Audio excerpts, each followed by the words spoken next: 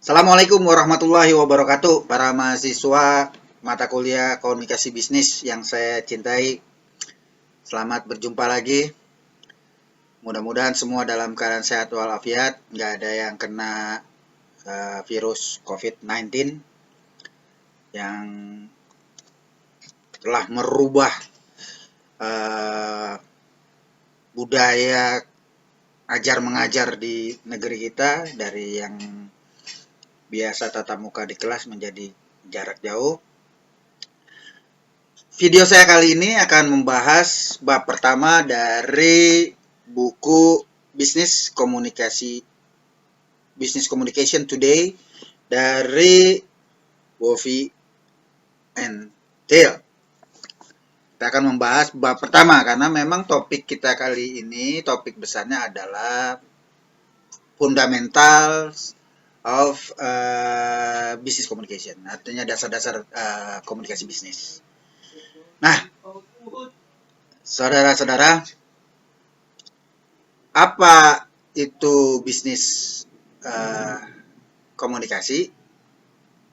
Apa itu komunikasi? Kita akan mulai dengan pertanyaan-pertanyaan itu. Apa komunikasi? Komunikasi atau communication berasal dari kata dalam bahasa Latin, yaitu komunis, noun kata benda, atau communicare verb kata kerja, yang artinya sesuatu yang sama, atau communicare menyamakan sesuatu.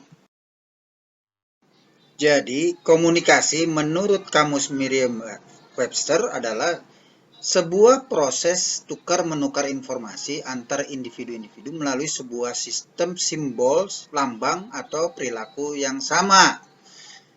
Di sini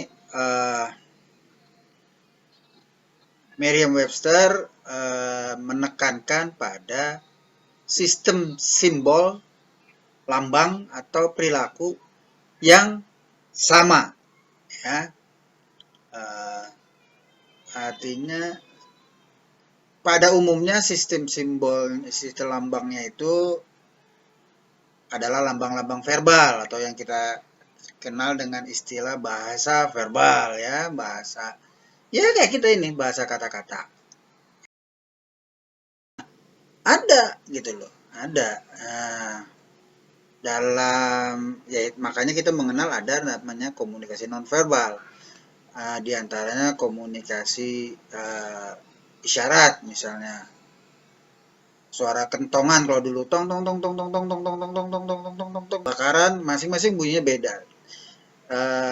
Tetapi warga memahami, oh kalau bunyinya begini artinya ada kebakaran, bunyi begini ada perampokan atau apalah atau bahaya yang lain. Nah,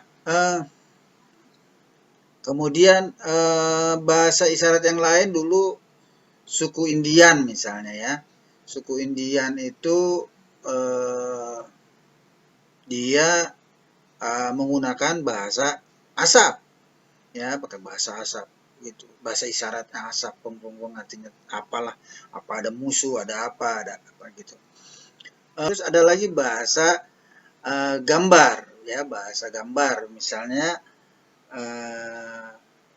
apa yang ini lengkung-lengkung itu, ya itu di pinggir jalan, itu artinya jalan, awas jalan bergelombang, ada polisi tidur, ya kan.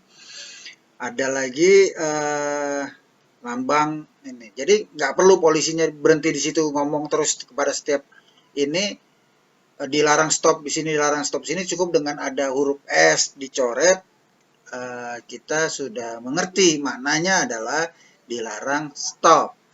P dicoret, dilarang parkir di situ.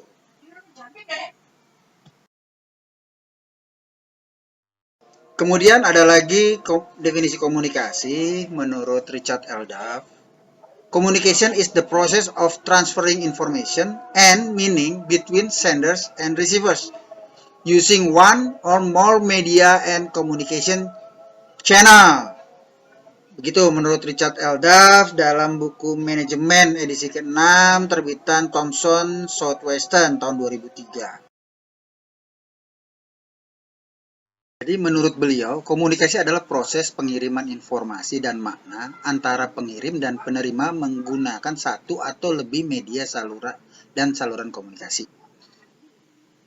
Dalam definisinya, Richard Eldaff memberikan tekanan juga tentang penggunaan satu atau lebih media dan saluran komunikasi, communication channel. Nah, mengenai media dan komunikasi channel ini, saluran komunikasi ini akan kita bahas pada saat membahas proses komunikasi. Nah, pertanyaan selanjutnya adalah, penting nggak sih bagi karir kita kemampuan atau keahlian komunikasi bisnis itu? Penting nggak? Nah, masalahnya kita akan menghabiskan waktu 16 kali pertemuan dengan tiap pertemuannya 2,5 jam. Senilai nggak gitu? Seimbang nggak pengorbanan kita itu dengan nilai tambah keahlian yang kita peroleh itu? Watch it gitu. Jelas penting bagi karir Anda nanti selepas kuliah untuk memiliki keahlian komunikasi bisnis yang efektif gitu. Bahkan banyak ahli, banyak para manajer kelas dunia mengatakan satu-satunya yang paling penting untuk Anda tingkatkan adalah keahlian berkomunikasi. Bayangkan, ya kan? Kalau Anda seorang yang brilian, cerdas, punya gagasan hebat buat perusahaan, penemuan Anda atau suatu ide Anda yang sangat berarti perusahaan, tetapi Anda tidak bisa menjelaskannya kepada orang lain, kepada atasan Anda, kepada calon partner, mitra Anda, tentang gagasan itu secara jelas. Kemudian Anda juga tidak bisa mempersuasi mereka agar mendukung ide Anda. Nah, nggak ada artinya gagasan hebat Anda itu tidak akan ada artinya gitu. Anda akan jadi kemampuan komunikasi bisnis itu akan menopang kemampuan Anda menjual gagasan, menjual diri Anda sendiri. Misalnya Anda hebat, rajin ini, tapi Anda tidak bisa mengemasnya sehingga Anda terlihat kehebatan Anda, maka itu juga tidak berarti apa-apa gitu.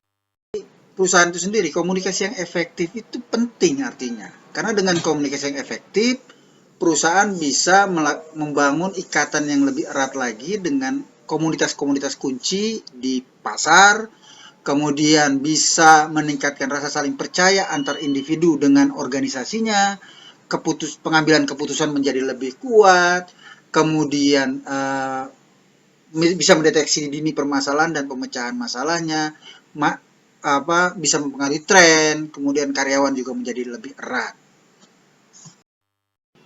Kita sudah belajar berkomunikasi memang sejak dari kecil. Sejak dari bayi kita sudah berkomunikasi dengan orang tua kita dengan efektif. Dan sehari-hari juga kita melakukan komunikasi dengan efektif baik di keluarga, di kampus, atau mungkin di kantor. Tetapi ada hal-hal yang secara mendasar memang berbeda antara pola komunikasi organisasional di perusahaan, di lingkungan bisnis dengan komunikasi kita sehari-hari di keluarga, di rumah, di tetangga, atau di kampus. Yang karena itu perlu untuk kita pelajari, kita latih kembali kemampuan kita sehingga kita mampu memenuhi tuntutan lingkungan profesional yang memang menuntut kinerja yang sangat tinggi. Jadi, orang-orang yang mampu memenuhi tuntutan sebuah lingkungan yang profesional adalah orang-orang yang memegang nilai-nilai profesionalisme, yakni orang-orang yang kinerjanya menunjukkan kualitas yang tinggi. Gitu. Kemudian orang yang mampu mengatur dirinya sendiri, mengelola dirinya sendiri melalui tujuan-tujuan dan berpegang pada harga diri. Jadi orang yang profesional itu adalah orang yang bukan orang yang masuk kerja terus akhir bulan berapa gaji. Tapi orang yang benar-benar memang ingin mencapai sesuatu dengan mengkontribusikan dirinya kepada organisasi, memberikan upayanya yang terbaik gitu.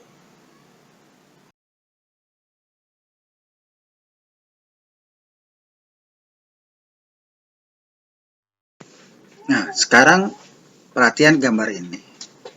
6 elemen profesionalisme. Be the best, menjadi yang terbaik ya. Seorang profesional selalu berusaha menjadi yang terbaik.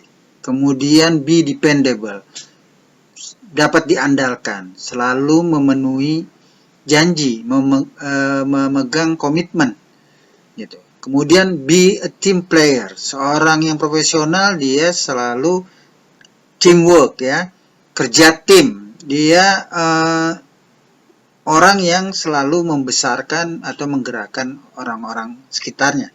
Kemudian be respectful, orang yang menghargai orang-orang yang sekitarnya, punya tata krama, sopan santun.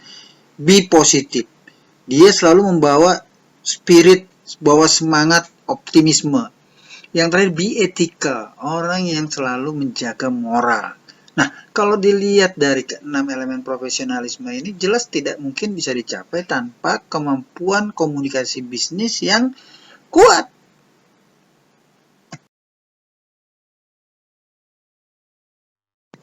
Anda sekarang dapat baca daftar kompetensi yang diharapkan dari seorang yang profesional oleh organisasi usahanya ya, yang terkait dengan kemampuan komunikasi, tugas-tugas komunikasi.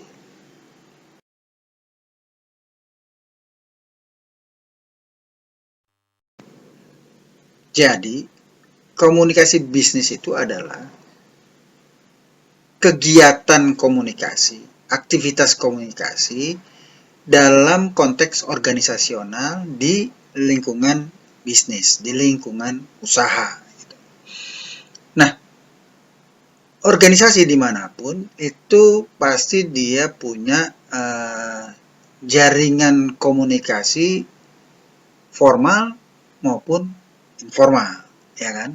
Nah, kalau yang formal itu dia ada komunikasi downward ya, komunikasi dari atas ke bawah, upward dari bawah ke atas, maupun komunikasi horizontal ya, sejajar.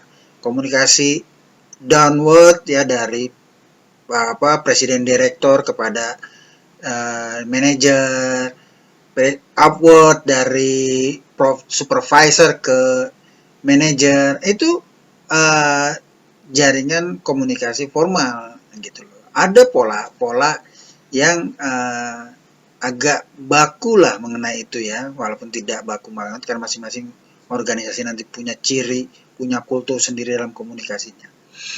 Yang kedua tadi adalah jaringan komunikasi informal. Jaringan komunikasi informal ini ya rumor, gunjingan, komunikasi sehari-hari, tapi tidak kalah pentingnya daripada komunikasi yang formal. Nah, gitu.